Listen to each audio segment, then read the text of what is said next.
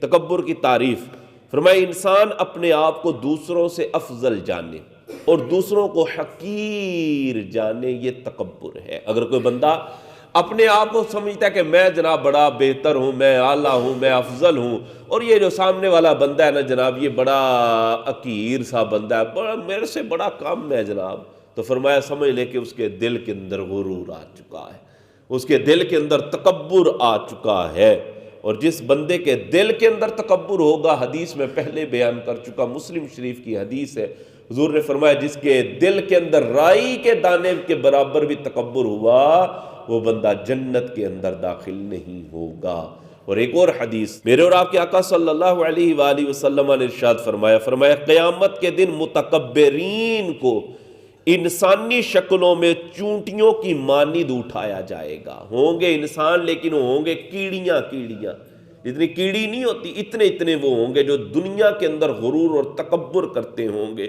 اور فرمایا ہر جانب سے ان پر ذلت طاری ہوگی۔